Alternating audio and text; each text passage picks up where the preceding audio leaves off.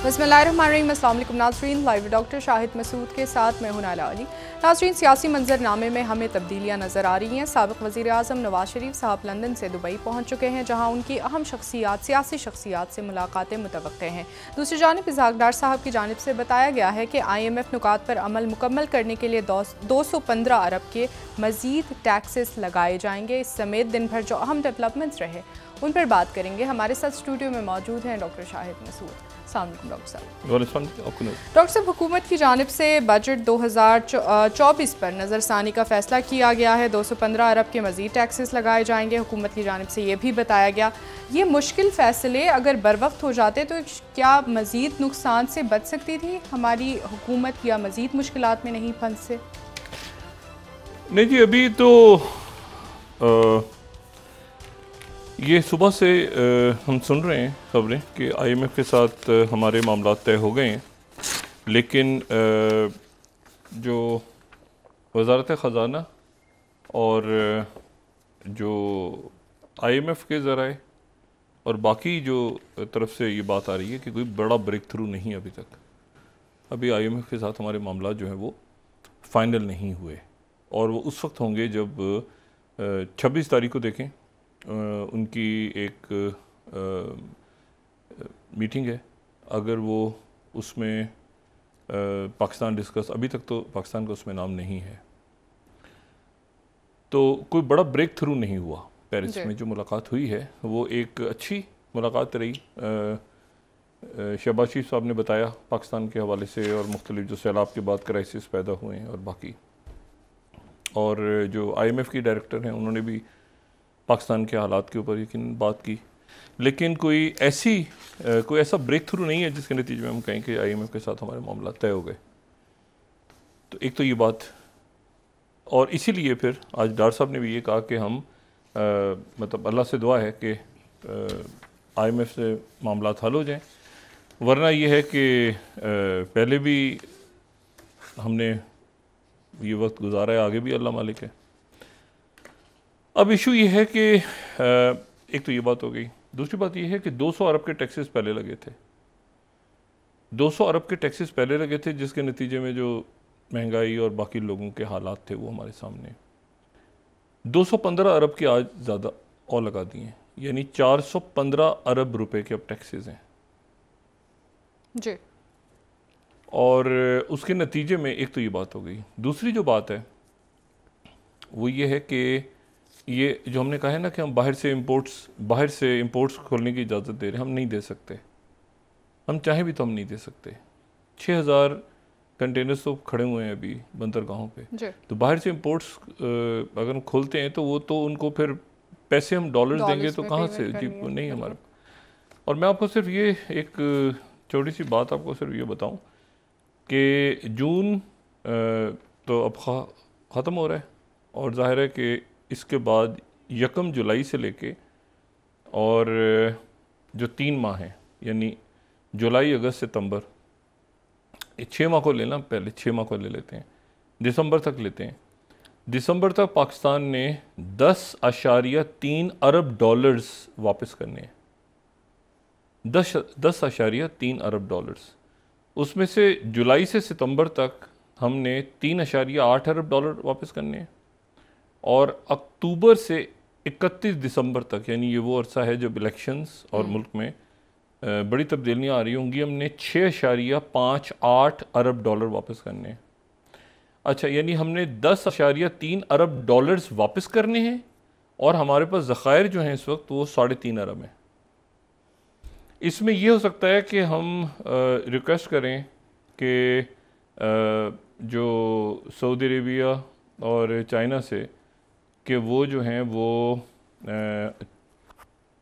मतलब 4 अरब डॉलर्स जो हैं उनका रोल ओवर कर दें, लेकिन फिर हमारे पास जो है वो 6 अरब डॉलर्स कहाँ से आएंगे वापस करने के लिए, ये हमें नहीं पता।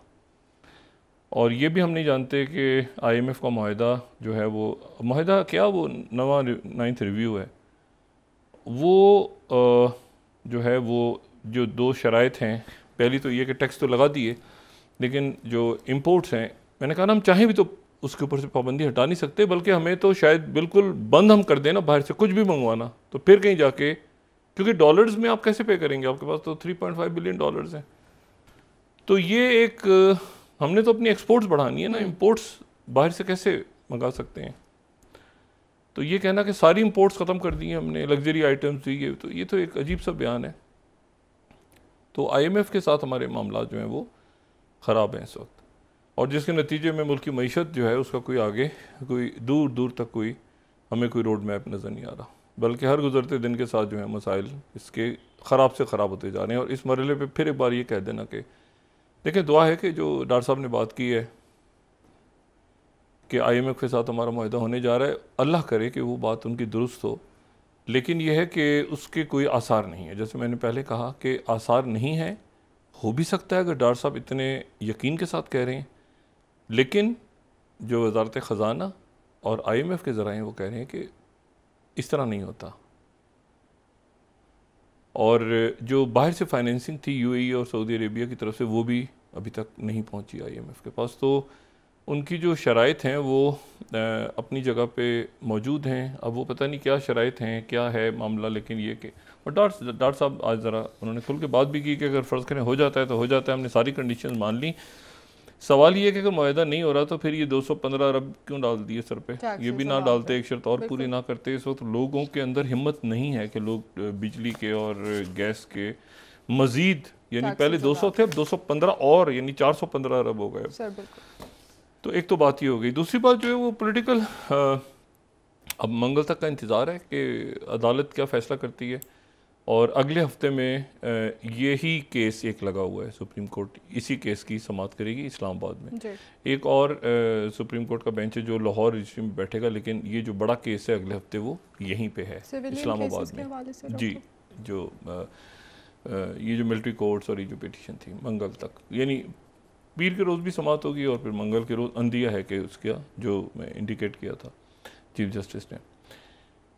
फिर उसमें जो दूसरी बात आ रही है पॉलिटिकल, अब इसमें ज़ाहिर है कि एक खामोशी सी अब है। अब सियासी सरगर्मियाँ तो ज़ाहिर है अब नहीं होंगी, लेकिन मईशत जो है वो एक अपनी जगह बहुत बड़ा सवाल इस वक्त खड़ा है कि क्या होता है मईशत का। और जो दूसरी बात यह है कि वो 9 मई के हवाले से कोई किसी किस्म का कोई वहाँ पर भी कोई नरमी, कोई ब्रेक थ्रू, कोई जो बातें हैं वो सारी कुछ भी नहीं, वहाँ पे बिल्कुल सख्ती के साथ वो ज़ीरो टॉलरेंस 9 मई। और तीसरी जो बात है वो ये है कि नवाज शरीफ साहब जो हैं वो दुबई, अच्छा मरीम नवाज साहिबा भी दुबई, और फिर जो हैं ये तमाम शख्सियात जो हैं ये हज पे जाएंगे, और हज के बाद जो हैं ये वापस लंदन चले जाएंगे। अब यहाँ और मरीम नवाज साहिबा वापस आ जाएंगी ग़ालिबन, लेकिन यहाँ पर इशू जो है वो ये है कि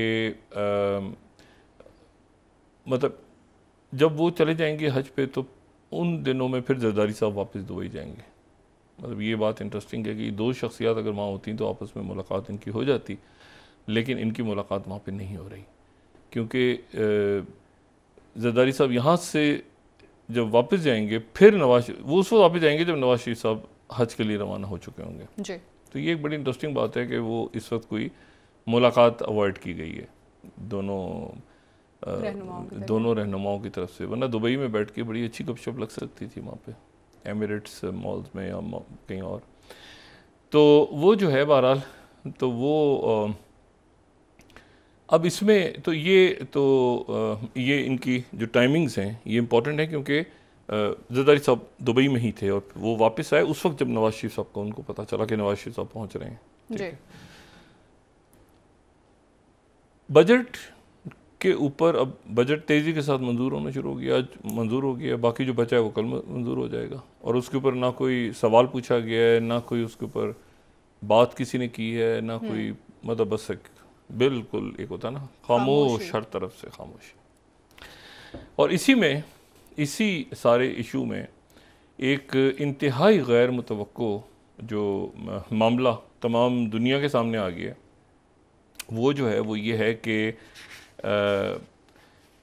प्रेसिडेंट प्यूटिन के ख़िलाफ़ जो है वो बगावत अच्छा, मैं उसको बगावत नहीं कहूँगा। बगावत उसको लोग कह रहे हैं कि बगावत हो गई है रूस में, लेकिन मैंने कहा ना, मैं इस लफ्ज़ के बारे में थोड़ा सा कंफ्यूज हूँ। मैं इसको बगावत इसलिए नहीं कहूँगा कि with in Russian state system कोई प्रॉब्लम नहीं हुई है, तो इसलिए इसको खाना जंगी कह सकते हैं कि खाना जंगी की तरफ रशिया चला गया अचानक। और ये खाना जंगी की तरफ चला गया और अचानक हुआ है वाक़या। और ये जो अचानक वाक़या हुआ है, इसका पस मंज़र ये है कि एक यानी एक साहब थे जो कि बड़े करीब और बड़े हमदर्द और बड़े यानी सेंट पीटर्सबर्ग, जिसको लेनिनग्राड कहते हैं, उसमें ही उनकी पैदाइश हुई। और 62 या 63 साल उनकी उम्र है इस वक्त। और प्रिगोजिन या प्रिगोजिन इनको बाज़ लोग कहते हैं, जिस तरह से भी प्रोनाउंस करें। और ये जो हैं ये मतलब ये कुछ इन्होंने 18 साल की उम्र थी जब इनको कैद हो गई थी। और कैद हुई थी इनको 12 साल की कैद हुई, तो उसमें से इन्होंने 9 साल जेल में गुजारे। और ये जब जेल से बाहर आए 80s में, तो उसके बाद ही हुआ कि इन्होंने रेस्टोरेंट्स का काम शुरू किया। रेस्टोरेंट से पहले ये स्टोर्स का काम इन्होंने ग्रोसरी स्टोर्स का काम शुरू कर दिया। ग्रोसरी स्टोर्स का काम इन्होंने शुरू किया और वहाँ से फिर आहिस्ता आहिस्ता जो है ये आ गए रेस्टोरेंट्स की तरफ। और ये फ़्रांस के अंदर मुख्तलिफ जो पेरिस में जो रेस्टोरेंट्स बने हुए हैं वाटर फ्रंट पे, ये पेरिस जाते थे तो वहाँ पे बहुत ज़्यादा मुतासर होते थे, तो इन्होंने फिर कॉन्कर्ड कैटरिंग के नाम से अपना अदारा बना लिया और वो बनाया। और ये वाटर फ्रंट, और ये फिर प्यूटिन के शेफ़, यानी इनके रेस्टोरेंट, इन्होंने एक कश्ती ख़रीदी बहुत बड़ी, और कश्ती में इन्होंने $4 लाख की इन्वेस्टमेंट की, और कश्ती को इन्होंने तब्दील कर दिया एक रेस्टोरेंट के अंदर। और कश्ती को और एक कॉन्कर्ड कैटरिंग के नाम से इन्होंने काम शुरू किया। और फिर प्यूटिन बड़ा मुतासर थे इनके खाने से। उनकी एक बहुत ही खूबसूरत सी कश्ती, और वो कश्ती जो थी उस पर यानी फ्रांस के सदर जैक शिराक भी आ गए वहाँ पे। फिर प्रेसिडेंट बुश 2003 में जब मॉस्को गए तो उन्होंने भी जाके खाना खाया वहाँ पे। और ये तो मतलब प्यूटिन ने फिर अपनी सालगिरह भी यहाँ पे मनाई इसी कश्ती पे। बड़ा खूबसूरत सा इनका रेस्टोरेंट। तो ये प्यूटिन के शेफ़ के तौर पे इनकी शोहरत हो गई। फिर इन्होंने जनाब कारोबार वगैरह शुरू किए, मुख्तलिफ रियल इस्टेट, इधर उधर पैसा वैसा डाला। और फिर ये हुआ कि इनके पास बहुत पैसा आ गया, ठीक है। इन्होंने फिर जेट तैयारे ले लिए और फिर अचानक बहुत सारा पैसा आया। और ये आप देखें वो पीछे खड़े हैं, बुश के पीछे शेफ़ हैं ये बुश के पीछे शेफ़ हैं, ठीक है। बुश को खाना सर्व कर रहे हैं ये 2003 में, ये अपने रेस्टोरेंट के अंदर। और ये जो रेस्टोरेंट, ये आइलैंड है, आइलैंड के ऊपर एक बड़ी सी कश्ती खड़ी है और कश्ती के ऊपर इनका रेस्टोरेंट है, रेस्टोरेंट पे खाना सर्व हो रहा है, ठीक है। तो ये बैकग्राउंड है इनका, ये प्यूटिन शेफ़ कहते हैं इनको। अब जनाब ये हुआ कि कुछ अरसे के बाद ये जो कोल्ड वॉर ख़त्म हुई ना, तो इसके बाद मगरिब के अंदर दो चीज़ें बड़ी मगरबी मुल्कों में मकबूल हो गई। एक तो मकबूल हुई जिसको हम कहते हैं प्राइवेट सिक्योरिटी कंपनीज़। अच्छा, प्राइवेट सिक्योरिटी कंपनीज़ कुछ और होती हैं। एक होती है प्राइवेट सिक्योरिटी कंपनी, होती है यानी जिसको PSC कह सकते हैं हम, ठीक। एक होती है प्राइवेट मिलिट्री कंपनी, सही, या प्राइवेट मिलिट्री कॉरपोरेशन कह लें या फर्म कह, जो भी कह लें। अच्छा, सिक्योरिटी की तो ये फर्म्स हैं ना जो यहाँ पर पाकिस्तान में हम देखते हैं, मुख्तलिफ सिक्योरिटी की कंपनीज़ हैं। कोई घरों के बाहर सिक्योरिटी गार्ड्स खड़े हैं, कोई कंपनीज़ के बाहर खड़े हैं, मतलब सिक्योरिटी फर्म्स हैं। तो इनके लाइसेंस वगैरह मिल जाते हैं, इतना मसला नहीं होता। ये मतलब है कि पाकिस्तान में भी बहुत सारी सिक्योरिटी कंपनीज़ हैं। लेकिन एक होती है मिलिट्री, प्राइवेट मिलिट्री कंपनी, उसका लाइसेंस तो बिल्कुल ही, आप सोचें ना पाकिस्तान में कोई कहे कि मैंने प्राइवेट मिलिट्री कंपनी खोलनी है, और वो मतलब है कि प्रॉपर उसकी रजिस्ट्रेशन, उसके क्लाइंट्स, उसका ऑडिट, उसकी, तो किस कदर दुश्वार होगा। लेकिन दुनिया में ये बिज़नेस जो है ये चल पड़ा बहुत ज़्यादा। और ये प्राइवेट मिलिट्री कंपनीज़ का नाम हमने जो सुना तो हमने तो पाकिस्तान में क्या मतलब पूरी दुनिया में हमने तो सबसे पहले सुना तो ब्लैक वाटर सामने आ गई, ठीक है ना। ब्लैक वाटर सामने आई वो इराक की वजह से, अब वो ख़त्म हो चुकी है, उसका नाम एकेडमी के नाम से वो काम करती है और उसमें ज़ाहिर है ज़रा पीछे भी चला गए हैं। लेकिन उसके बाद ही हुआ कि अगर हम ये मैप देखें आज का, तो लिस्ट ऑफ प्राइवेट फर्म्स यानी प्राइवेट डिफेंस फर्म्स जो हैं या प्राइवेट मिलिट्री फर्म्स हैं सारी, तो उसमें आपको बरतानिया की बहुत सारी नज़र आती हैं, Agassiz defence service, control risk group, international intelligence limited, sand line, फिर आपको रशिया की नज़र आती हैं, RSB ग्रुप, चॉप वाइकिंग, फिर आपको ऑस्ट्रेलिया की नज़र आती हैं, फिर अमेरिका की तो बहुत सारी हैं, ठीक है ना, डिनकॉप है उसमें, बहुत सी हैं। अच्छा, तो ये सारी जो हैं और सब इसी दौरान जो है फिर 2014 में हमारे सामने जो है, अच्छा ये मुख्तलिफ जगहों पे इनमें काम करते हैं लोग और ये काम करने में इसलिए अच्छा महसूस करते हैं कि एक तो इनकी तनख्वाहें ज़्यादा होती हैं, फिर इन पर कानून नहीं होते लागू, फिर उसके बाद ये कि इनके पास कईयों के पास जो टेक्नोलॉजी है या इनके पास जो असलहा है, टेक्नोलॉजी है, वो आम फ़ौज से ज़्यादा, जो आम ऑर्डिनरी फ़ौजी होते हैं उनसे ज़्यादा होती है। कवानीन इन पर लागू नहीं होते, टॉर्चर करें, उठा के ले जाएं, फिर ये ब्लैक मार्केट में बहुत इन्वॉल्व होते हैं, मतलब कहीं डायमंड्स की माइंस हैं तो कहीं, अच्छा इसमें से बहुत सारे ऐसे हैं कंपनीज हैं जो ऑयल कंपनीज को, हाँ जी, ऑयल को प्रोटेक्ट करते हैं इराक के अंदर, उनको सिक्योरिटी प्रोवाइड करते हैं।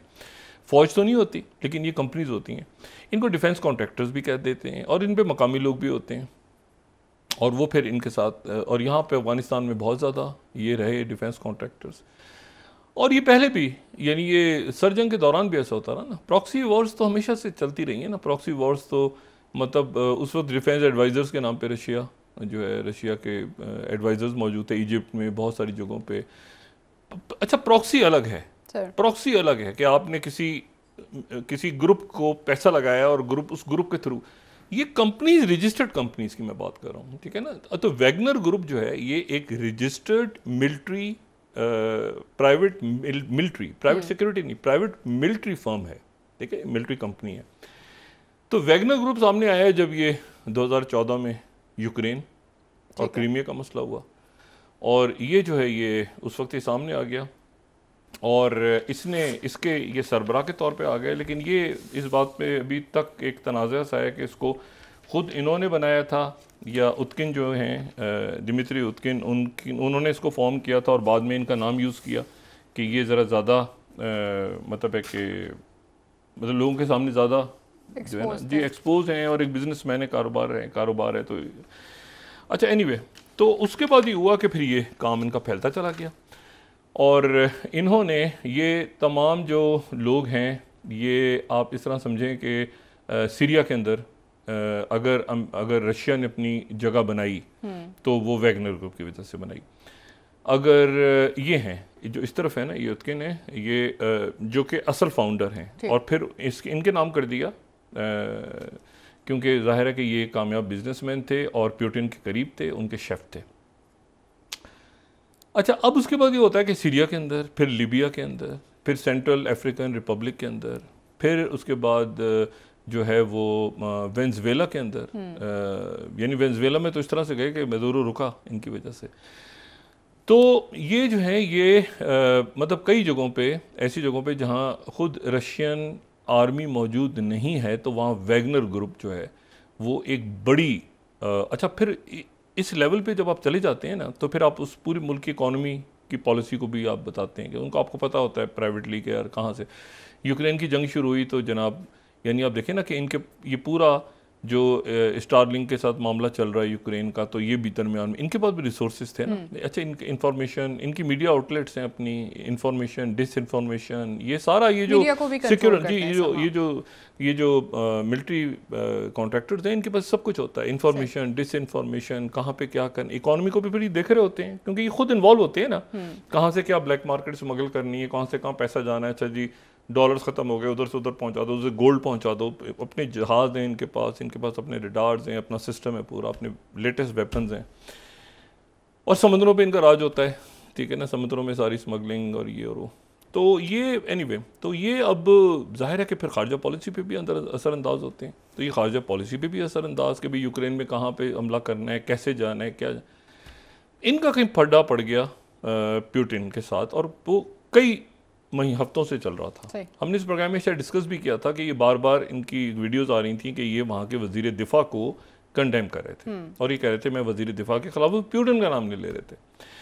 लेकिन कल ये हुआ कि इन्होंने वहाँ पर जो सदर्न रशिया है, अगर हम उसका मैप यहाँ पे दिखा सकें, तो जो रशिया का जनूबी इलाका है वहाँ पे इन्होंने रोस्टोफ ऑन डॉन का जो इलाका है उसके ऊपर इन्होंने कल, और उस इलाके की अहमियत ये, उस शहर की अहमियत ये है कि वो जो शहर है वहाँ पर जो रशिया का जनूब है, जनूब यानी रशिया को अगर हम शुमाल और जनूब में लें तो जो सदर्न उनकी आर्मी की कमांड जो कि यूक्रेन के साथ इंगेज है उसका हेडक्वार्टर है, ठीक, उस पर इन्होंने कब्जा कर लिया। वैगनर ग्रुप ने उस पर कब्जा किया और ये कहा कि इनकी स्पीच आई रात को प्रिगोजिन के, और उस स्पीच में इन्होंने कहा कि जी जो आर्मी के सरबराह हैं वो और वज़ीर दिफा वो रिज़ाइन कर दें और मुझसे आगे मिलें, वरना मैं जो है वो यहाँ पे मैं कब्ज़ा कर रहा हूँ और मेरा अगला पड़ाव मॉस्को में होगा।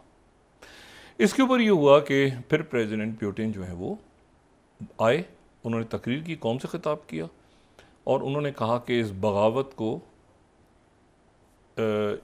उन्होंने लफ्ज़ बगावत ही इस्तेमाल किया, लेकिन मैं थोड़ा सा बहरहाल, चूँकि उन्होंने कहा कि ये बगावत है तो चलें इसको बगावत ही ले लें, खाना जंगी जो भी लफ्ज़ था उनका, बहरहाल उन्होंने कहा इसको कुचल दिया जाएगा और ये जो ये कमर में छुरा भोंका है।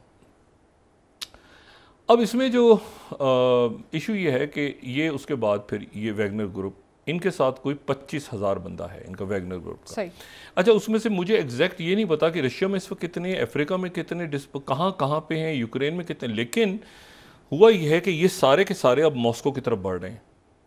तो अब ये आगे जाके ये मॉस्को की तरफ जाते जाते अब ये कोई 350 किलोमीटर दूर रह गए मॉस्को से, और मॉस्को की तरफ ये बढ़ रहे हैं और मॉस्को पर ये कब्ज़ा करने जा रहे हैं। और वोरोनेज़ का एक शहर है जो कि उस पर इन्होंने कब्ज़ा कर लिया है, ठीक है, और वहाँ पर ऑयल डिपो वगैरह तबाह कर दिए हैं मुख्तलिफ, और वहाँ पे हेलीकॉप्टर्स के साथ बॉम्बिंग शॉमिंग हुई है।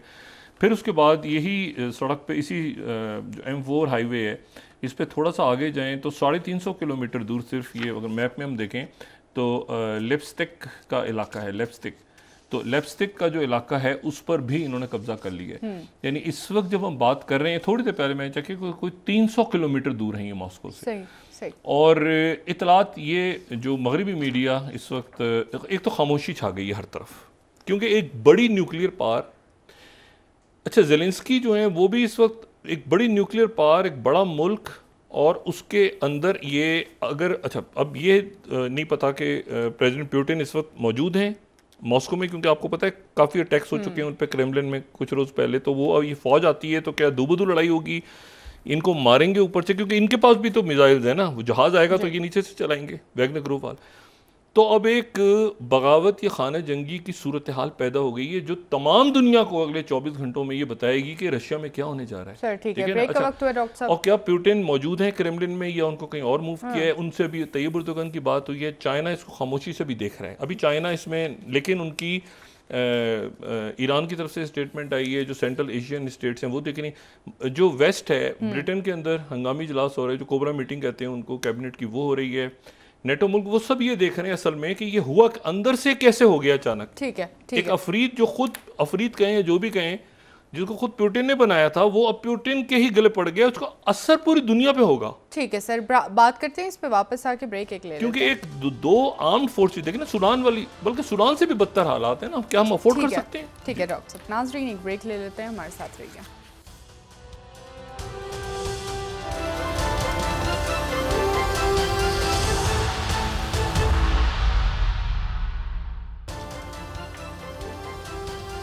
वेलकम बैक नाजरीन। जी डॉक्टर साहब, आज चीफ जस्टिस उमर अता बंदयाल साहब की जानिब से कहा गया है कि कानून की बार बार तशरीह की वजह से तनाज़ात जन्म लेते हैं।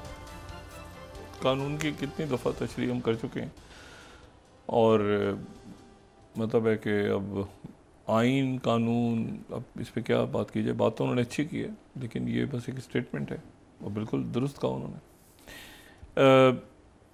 ईद के बाद इम्कानात हैं कि दुबई में मुलाकात हो, ठीक है, जरदारी साहब की नवाज शरीफ साहब से।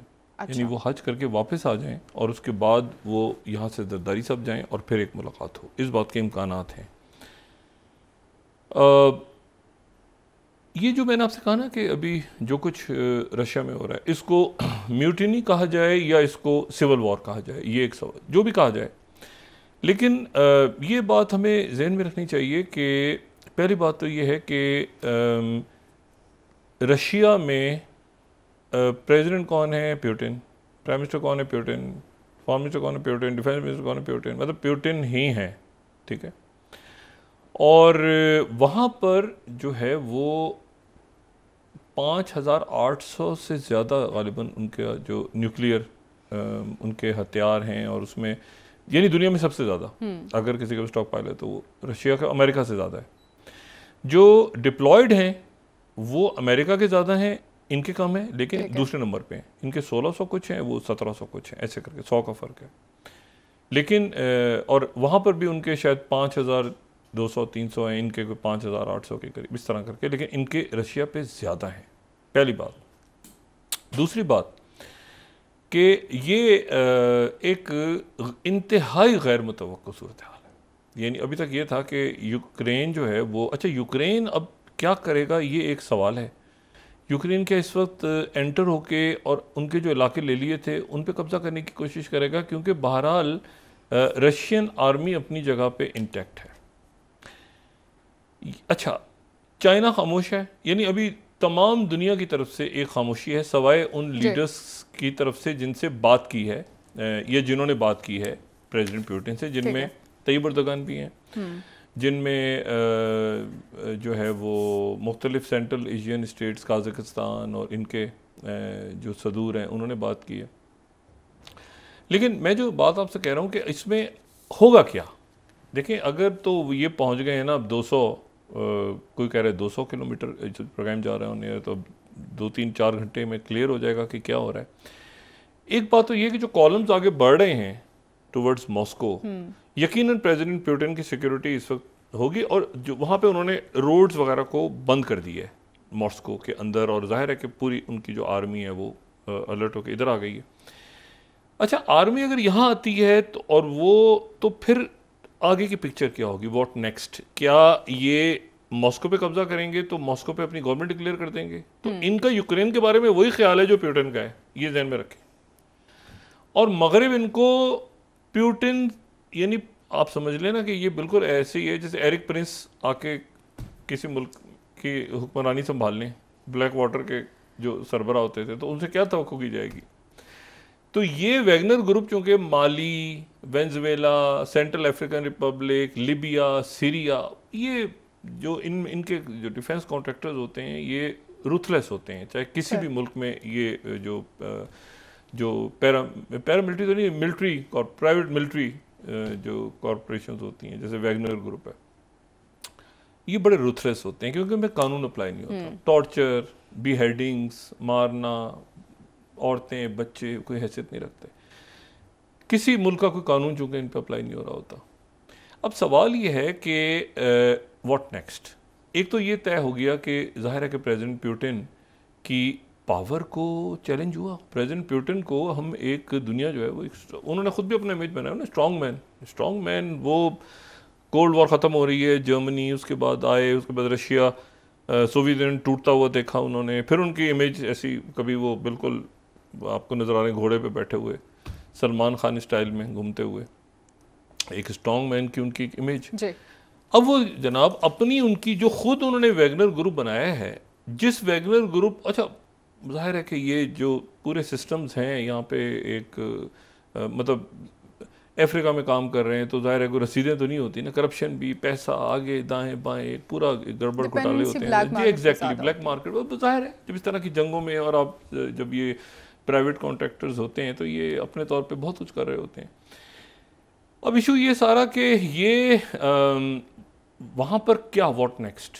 एक न्यूक्लियर स्टेट है, और वो न्यूक्लियर स्टेट जो है, देखिए ना, लेटवे वगैरह ने अपने बॉर्डर्स को बंद कर दिया है। और ये ज़ाहिर ज़ेलेंस्की ने सुबह तो बयान दे दिया कि भाई हम ये तो पहले ही एक्सपेक्ट कर रहे थे कि खाना जंगी, मगर मेरे ख्याल से इस खाना जंगी को इस तरह से खाना जंगी या बगावत, वट एवर यू कॉल, इस तरह से कोई एक्सपेक्ट नहीं कर रहा था कि ऐसे पूरी ग्लोबल पिक्चर बदल जाएगी। और पुतिन ज़ाहिर कमज़ोर हुए ना, क्योंकि इससे पहले तो ये था कि जी एक मिसाइल आके गिरेगा, ये कुछ होगा मॉस्को। अब वो मॉस्को के करीब उनका अपना पैरामिलिट्री या उनकी अपनी जो प्राइवेट जो उनकी कॉन्ट्रैक्टर्स हैं वो पहुंच गए, और उनके पास जदीद असला है। अच्छा, उनकी और ज़ाहिर है कि रेड जो उनकी आर्मी है, उनका कोऑर्डिनेशन रहा है ना किसी इख्तलाफ तो है ऊपर, लेकिन जो दरमियान में लड़ाई होती रही है तो मुख्तलिफ लेवल्स पे तो आपस में कोऑर्डिनेशन होती रही है ना। यूक्रेन में लड़ाई हो रही है, इधर हो रही है, कहाँ करना है, तो ज़ाहिर जनरल्स भी एक दूसरे से, रिटायर्ड लोग इधर होंगे, कुछ उधर होंगे, कुछ है, तो एक बड़ा उधर से कौन इधर आ जाए, इधर से कौन उधर आ जाए। तो इस वक्त एक ग्लोबल लेवल पे बड़ा केओस है कि क्या प्रेसिडेंट पुतिन जो हैं वो और उन्होंने कहा है कि मैं बहुत सख्ती के साथ निपटूंगा, और उन्होंने 1917 से कंपेयर किया उसको। 1917 में यही हुआ था कि वो जी अंदर ही बगावत हुई थी, और वो एक उन्होंने कहा है कि फतूहात छीन ली गई थी रशियन से, और जब ये इनकलाब आ गया था और ये सारा।